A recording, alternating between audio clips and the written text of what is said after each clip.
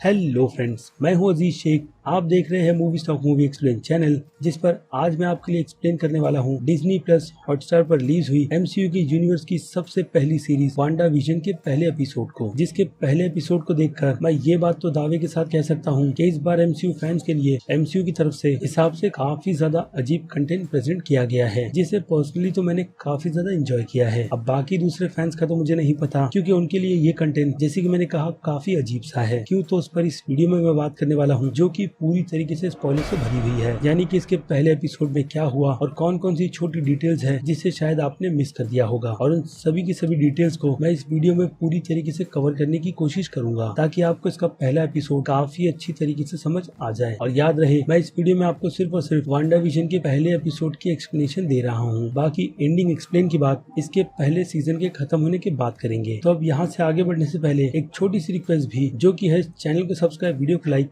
और शेयर करने की।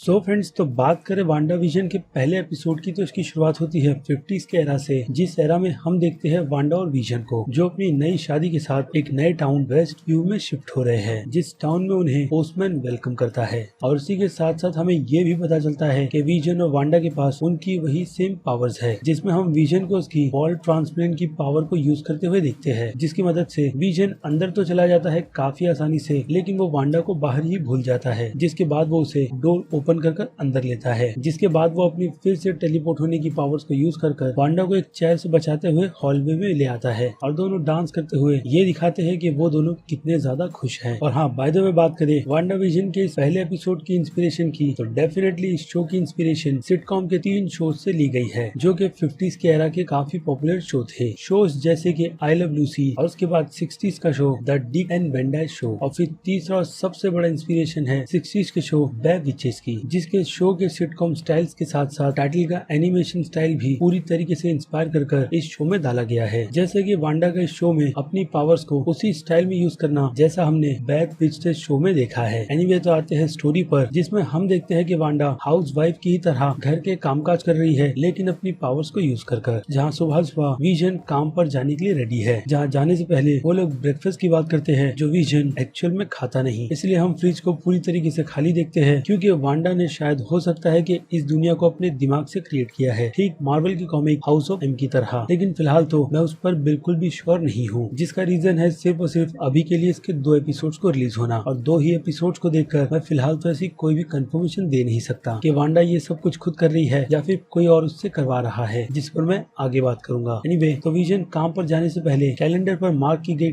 23 डेट को देखता है, जिसे एक हार्ट के शेप के साथ साथ मार्क किया गया है, लेकिन उन दोनों को ही नहीं पता कि इस तारीख का मतलब है क्या। तो देखा जाए तो हो सकता है कि ये एक रेफरेंस एमसीयू की यूनिवर्स की पिछली फेज की तीनों फिल्मों का हो, जिन्हें मिलाकर देखा जाए तो एमसीयू के फेज में फेज 3 तक टोटल 23 फिल्में ही बनी हैं। खैर, तो वांडा और विजन के दिमाग में ये गैस गेम चलना शुरू हो जाता है, क्योंकि दोनों ऐसे बताते हैं कि उन्हें इस तारीख के बारे में पता है कि इस दिन क्या होने वाला है, लेकिन असल में दोनों को ही नहीं पता। जिसके बाद विजन जाने से पहले खुद के रूप को चेंज करता है इंसानों के फॉर्म में, जो उसे वांडा याद दिलाती है, और वांडा अब भी सोच में है कि इस तारीख को क्या होगा। जिसके बाद डोर नॉक होता है और हमें इंट्रोड्यूस करवाया जाता है एमसीयू के यूनिवर्स में एक बिल्कुल ही नया कैरेक्टर एग्नेस, जिसके अगर पूरे नाम को एमसीयू की कॉमिक के साथ कंपेयर किया जाए तो वो नाम है एगिथा हार्कनेस, जो कि एक विच है जिनकी हिस्ट्री एमसीयू में अच्छी खासी लंबी है, जिसमें हमने एग्नेस के कैरेक्टर को ज्यादातर तो फोकस फैंटास्टिक 4 के यूनिवर्स में करते हुए देखा है। और हाँ, बाद में एग्नेस ने वांडा को भी उसकी सही पावर्स को कंट्रोल करना सिखाया था, जिस पर मुझे अच्छी तरीके से याद है कि एगिथा हार्कनेस की स्टोरी को मैंने अपने चैनल पर ऑलरेडी कवर कर रखा है, खास करके वांडा विजन के दोनों ही ट्रेलर में, जिसे मैं यहाँ पर रिपीट बिल्कुल भी नहीं करने वाला, क्योंकि जब तक ये शो खत्म नहीं होगा तब तक मैं इसकी एक्सप्लेनेशन पर तो बिल्कुल भी नहीं आऊंगा। खैर, तो अब एग्नेस की बात करें तो एग्नेस ने इस एपिसोड से लेकर दूसरे एपिसोड तक में अपने हस्बैंड का नाम लिया है, जो कि है रैल, लेकिन फिलहाल तो इन दोनों ही एपिसोड्स में हमें वो कैरेक्टर दिखाया नहीं गया है, जिसे शायद बाकी दूसरे शोज की तरह एक फिक्शनल कैरेक्टर रखा गया होगा, या फिर ऐसा भी हो सकता है कि इस कैरेक्टर की एंट्री इस सीरीज के आगे के एपिसोड में हो जाए, जो कैरेक्टर शायद इस शो के लिए काफी ज्यादा इम्पोर्टेंट होगा। बट फिलहाल के लिए तो इस कैरेक्टर की ऐसी कोई भी साइन अभी तक तो हमें नजर नहीं आई है, सिवाय एग्नेस के, जो उनकी पड़ोसी है और यहाँ पर वो वांडा को खुद को इंट्रोड्यूस करवाती है और साथ ही साथ वो बहुत ही ज्यादा फ्रेंडली भी है वांडा के लिए। लेकिन ज्यादा बोलने की वजह से एग्नेस वांडा को काफी ज्यादा परेशान भी करती है, जैसे कि वो लोग किस टाउन से बिलोंग करते हैं और उनकी शादी को कितने साल हो गए हैं, जिसका जवाब क्लियरली तो वांडा के पास नहीं है और न ही वांडा के हाथों में कोई वेडिंग रिंग भी है। लेकिन वांडा यहाँ पर एग्नेस को यही कहती है कि वो लोग हमेशा से साथ है। इसके अलावा एग्नेस उनकी शिफ्टिंग पर भी काफी ज्यादा सवाल उठाती है कि वो लोग बहुत ही जल्द इस नए घर में सेटल हो गए, जिसके बाद वांडा का जवाब होता है कि उसने ये सब कुछ बिना किसी मैजिक के किया है। अब पता है ये एक जोक है, बट फैंस को पता है कि वांडा किस तरीके से अपनी पावर्स को यूज कर सकती है। तो मैरिज के नाम के साथ साथ वांडा को ऐसा लगता है कि उस 23 तारीख को उन दोनों की वेडिंग एनिवर्सरी है, जिसकी तैयारी में अब वांडा को लगना है और शाम के वक्त जब विजन जॉब पर से रिटर्न आएगा तो उसे सरप्राइज भी करना है, जिसके लिए एग्नेस उसकी मदद करने के लिए पूरी तरीके से रेडी है, जैसे कि बाजार से सामान लाना और उसे कुछ टिप देना हस्बैंड को खुश करने के लिए, खास करके उस टाइम पीरियड्स की मैगजीन्स को पढ़कर। और फिर उसके बाद अगले सीन में हम देखते हैं विजन को, जो ऑफिस में अपने काम को ठीक कंप्यूटर की तरह काफी फास्ट करता है, जो कि वो ऑब्वियसली है, और उसके इस काम से ऑफिस के सभी एम्प्लॉइज और यहाँ तक कि विजन के बॉस भी खुश हैं, जिनका नाम है मिस्टर हार्ट, जो आज के दिन विजन के घर पर अपनी वाइफ के साथ डिनर करने के लिए आने वाले हैं। इसलिए उस कैलेंडर पर हार्ट का शेप बना हुआ था मिस्टर हार्ट के नाम के हिसाब से, जो फिलहाल तो विजन को नहीं पता था। वेल, इससे ऐसा लगता है कि विजन और वांडा अभी अभी इस दुनिया में आए हैं, इसीलिए उन्हें ज्यादातर तो चीजें बिल्कुल भी याद नहीं, जैसे कि विजन इस ऑफिस में क्या काम करता है, जिसके जवाब में उसका पार्टनर विजन को यही कहता है कि वो लोग इस ऑफिस में कंप्यूटर से रिलेटेड जानकारियों को जमा करते हैं, जिसमें विजन काफी ज्यादा एक्सपर्ट है। बट बाकी डिटेल भी उस बंदे को कुछ भी नहीं पता इस ऑफिस के बारे में कि ये ऑफिस प्रॉफिट कैसे कमाता है। और हाँ, एक और इम्पोर्टेंट बात जो कि यही है कि इस शो में सबसे ज्यादा क्वेश्चन अगर वांडा और विजन में से कोई सबसे ज्यादा पूछता है तो वो विजन ही है, और इसका भी रीजन आप सभी को काफी अच्छी तरीके से पता है कि एमसीयू के यूनिवर्स में विजन मर चुका है और ऐसे अचानक से जिंदा होकर विजन को काफी ज्यादा अजीब लग रहा है, खास करके इस 50s के एरा में। खैर, तो विजन अपनी बॉस की उस डिनर की बात को सुनकर काफी ज्यादा हैरान है, क्योंकि वांडा ने शायद उसके हिसाब से घर पर कोई भी प्रिपरेशन नहीं की होगी, जो कि हमें अगले सीन में नजर भी आती है कि वांडा घर पर अपनी एनिवर्सरी की तैयारी कर रही है और मैगजीन से एग्नेस से टिप ले रही है कि कैसे अच्छे कपड़े और अच्छी डेकोरेशन से हस्बैंड को इम्प्रेस किया जा सकता है। जिसके बाद विजन घर पर कॉल कर वांडा से यही पूछता है कि तैयारियां कैसी चल रही है शाम की, जिसके जवाब में वांडा उसे कहती है कि प्रिपरेशन काफी ज्यादा अच्छी चल रही है, जिससे हस्बैंड खुश होगा, और जवाब में विजन वाइफ खुश होगी कहता है। और उसी बीच इस सीन को हटाकर हमें टीवी पर एक कमर्शियल एड दिखाया जाता है, जो एड एक टोस्टर मशीन का है, जिस मशीन में टोस्टर टेक्नोलॉजी के हिसाब से काफी ज्यादा अच्छे बनते हैं और कभी जलते नहीं। और गेस व्हाट, ये टोस्टर स्टार्क इंडस्ट्री का है, जिसमें जैसे ही टोस्टर बनाने के लिए डाला जाता है तो हम नोटिस करते हैं कि इस कमर्शियल एड में कुछ तो गड़बड़ है, जो कि हमें उस टोस्टर में नजर आती है, खास करके उसकी रेड लाइट की ब्लिंकिंग में। क्योंकि पूरा शो ब्लैक एंड व्हाइट है तो लाइट भी ब्लैक एंड व्हाइट ही होनी चाहिए, जो अनफॉर्चुनेट नहीं है। और हाँ, इस टोस्टर का नाम टोस्टर में 2000 है, made by Stark industry. Well, तो टोस्टर को देखकर ऐसा लगता है कि वांडा की इस दुनिया में वांडा स्टार्क इंडस्ट्री को ऐसी ही नजर से देखती है कि स्टार्क इंडस्ट्री कोई भी वेपन्स नहीं बल्कि होम अप्लायंसेस बनाती है, क्योंकि स्टार्क इंडस्ट्री के वेपन्स ने ही वांडा के माता पिता को मारा था, जिसकी वजह से वांडा और उसका भाई क्विक सिल्वर टोनी स्टार्क को ही इसका जिम्मेदार समझते थे। बट असल में सच्चाई कुछ और ही थी। और उसके अलावा इस टोस्टर पर नजर डाले तो हो सकता है कि इसका रेफरेंस टोनी स्टार्क के मार्क 1 के पहले सूट से भी हो, जिसे टोनी स्टार्क ने पूरी तरीके से मेटल का बनाया था, क्योंकि उसके बाद ये एड की तरह ही खत्म हो जाता है, वो भी बिना किसी हिंट के। और फिर हम अगले सीन में देखते हैं कि विजन अपने बॉस और उनकी मिसेस के साथ अपने घर पर आया है, जहाँ की लाइट्स पूरी तरीके से टर्न ऑफ है और कैंडल्स को जलाकर रखा गया है। जिसके बाद जैसे ही विजन सिचुएशन को समझने के लिए किचन में जाता है तो वांडा पूरी तरीके से ड्रेस्ड अप होकर हॉल में आती है और मिस्टर हार्ट को विजन समझकर उनकी आंखों पर अपने हाथों को रख देती है और पूछती है कि वो है कौन। जिसके बाद विजन वहाँ पर आकर लाइट को ऑन करता है और वांडा को ऐसा देखकर वो काफी शॉक्ड हो जाता है, क्योंकि वांडा ने ऐसी ड्रेस सिर्फ और सिर्फ विजन के लिए ही पहनी थी, जहाँ पर फिलहाल तो विजन के बॉस और उनकी वाइफ भी है। जिसके बाद विजन सिचुएशन को हैंडल करते हुए ये कहता है कि ये एक ट्रेडिशन है जो उसकी वाइफ अक्सर फॉलो करती है जब भी घर में कोई गेस्ट आता है तो, क्योंकि वो एक सोकोवियन है जो कि असल में वांडा है। जिसके बाद वांडा विजन को उसके साथ किचन में जाने के लिए कहती है, क्योंकि किचन में उसने खाने की ऐसी कोई भी प्रिपरेशन नहीं की है। जिसके बाद विजन उसे सिचुएशन हैंडल करने के लिए कहता है और वांडा एग्नेस की मदद से ऐसा करती भी है, उससे सामान मंगवा कर। लेकिन बाद में एग्नेस वही अपने ज्यादा बोलने की वजह से वांडा को बहुत ही ज्यादा बोर करती है और उस सिचुएशन से बाहर नहीं जाती। जिसके बाद वांडा उसे जैसे तैसे कर किचन के बैक डोर से बाहर निकालती है और अपने मैजिक्स को यूज कर वो खाने को जल्द से जल्द बनाने की कोशिश करती है, जिसकी वजह से किचन में काफी ज्यादा शोर होता है, जो शोर मिस्टर एंड मिसेस एग्नेस को बहुत ही काफी ज्यादा वियर्ड भी लगता है और कहीं ना कहीं मिसेस हार्ट को लगता है कि उन्हें जाकर किचन में वांडा की मदद करनी चाहिए, लेकिन विजन उन्हें ऐसा करने से रोकता है और गाने की मदद से वो उन दोनों को ही डिस्ट्रैक्ट करने में कामयाब होता है। क्योंकि जैसे ही मिसेस हार्ट किचन के विंडो को खोलती है तो हम देखते हैं वांडा को उसकी पावर को काफी फास्ट यूज करते हुए, जिसके बाद वांडा जल्दी से विंडो को बंद कर खाने को बनाने की कोशिश करती है, जिसमें वो काफी सारी गड़बड़ी भी कर देती है, जैसे कि चिकन को काफी ज्यादा जला देना और बाद में उसे रिवर्स कर चिकन से अंडा बना देना। जिसके बाद वो विजन को बुलाकर उसे ये कहती है कि वो कुछ बनाए और वो बाहर जाकर उन दोनों गेस्ट को अटेंड करेगी क्योंकि उसे कुछ भी समझ नहीं आ रहा। जिसके बाद वांडा बाहर आकर उन दोनों को एंटरटेन करने की कोशिश करती है, जहाँ पर आने से पहले वांडा ने अपने कपड़े को भी चेंज कर लिया है अपनी मैजिक की मदद से। लेकिन वहाँ पर वो कुछ बोले उससे पहले ही डोर नॉक होती है और हम देखते हैं कि घर के फ्रंट डोर से एग्नेस आई है वांडा को पाइनएप्पल देने के लिए, जिसे लेकर वो दरवाजा एग्नेस के मुंह पर ही बंद कर देती है और उसके बाद सीधे किचन में जाकर फिर से खाने बनाने की प्रिपरेशन करती है, जिसमें इस बार वो काफी अच्छी तरीके से कामयाब होती है और अपनी मैजिक्स की मदद से वो पूरे के पूरे डाइनिंग टेबल को सजा भी देती है, जिसमें हम एक वाइन की बोतल पर एम लिखा हुआ देखते हैं, जो कि रेफरेंस हाउस ऑफ एम की कॉमिक बुक का है। और इस टाइम तक विजन का काम अपने बॉस और उनकी वाइफ को डिस्ट्रैक्ट करना है, जो कि वो काफी अच्छी तरीके से कर भी रहा है। और जैसे ही खाना लग जाता है तो मिसेस हार्ट यही कहती है कि डिनर के टाइम पर ब्रेकफास्ट रेडी कर उन्हें सर्व किया गया है, लेकिन कोई बात नहीं, वो लोग इसे अटेंड करेंगे। जिसे खाते वक्त मिसेस हार्ट क्वेश्चंस की बारिश वांडा और विजन पर कर देती है कि उन दोनों की शादी कब हुई थी और अगर शादी को काफी ज्यादा टाइम हो गया है तो उन्हें बच्चे क्यों नहीं है और वो लोग इस टाउन में आए तो आए क्यों है, जिसका जवाब उन दोनों के ही पास नहीं है। और जवाब ना मिलने पर मिसेस हार्ट तो कुछ नहीं कहती, लेकिन मिस्टर हार्ट को थोड़ा गुस्सा आ जाता है, जो बार बार उनसे इन सवालों के जवाब पूछते हैं और अगेन जिसका जवाब उन दोनों के पास नहीं। लेकिन इसी बीच हम कुछ अजीब सा होता हुआ देखते हैं, जो शायद वांडा ही कर रही होगी, जैसे कि मिस्टर हार्ट की बोलती बंद कर देना, वो भी कुछ खाते वक्त उनके गले में अटकाकर, जिसकी वजह से वो कुछ बोल नहीं पाते और उनका दम घुटने लगता है और वो सीधे फर्श पर गिर जाते हैं। लेकिन हम देखते हैं कि मिसेस हार्गनेस अपनी टेबल से हिल तक नहीं रही, बल्कि हंसते हंसते वो वांडा को ये सब रोकने के लिए कह रही है, जिसे पहले तो वो अपने